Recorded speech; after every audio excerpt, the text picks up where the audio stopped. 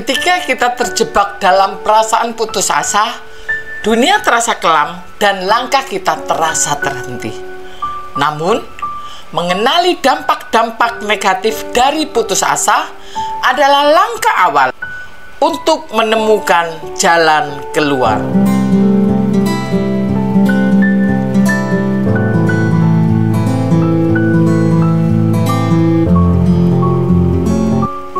Mari kita jelajahi 7 dampak dari perasaan putus asa beserta solusi-solusi yang mungkin bisa membantu Anda. Hilangnya motivasi dan semangat. Ketika seseorang merasa putus asa, motivasi dan semangat untuk mencapai tujuan hidupnya bisa merosot. Ini karena perasaan putus asa seringkali membuat kita meragukan kemampuan dan nilai diri kita sendiri.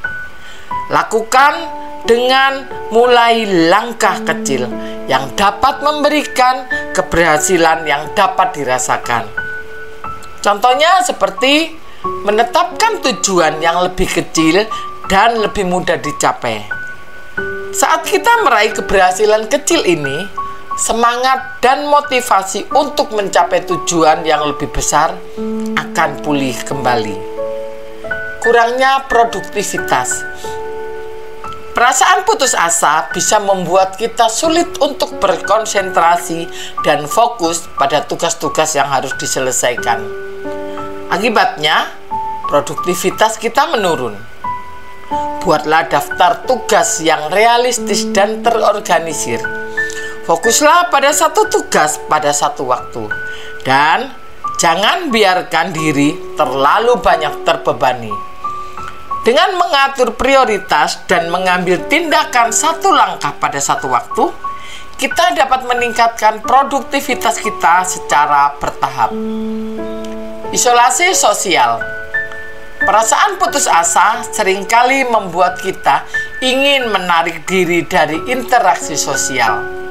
Hal ini bisa berujung pada isolasi sosial, di mana kita merasa kesepian dan terasing dari orang lain.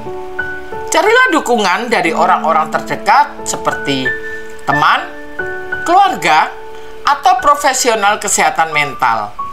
Berbicara tentang perasaan kita dengan orang lain dapat membantu meringankan beban emosional yang kita rasakan dan memberikan perspektif yang lebih seimbang.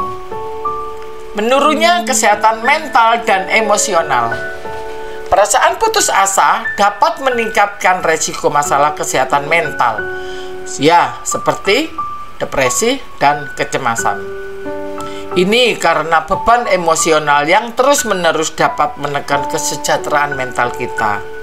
Solusinya, lakukan aktivitas yang menyenangkan dan relaksasi, seperti meditasi atau yoga, untuk mengurangi tingkat stres dan meningkatkan kesejahteraan emosional kita secara keseluruhan.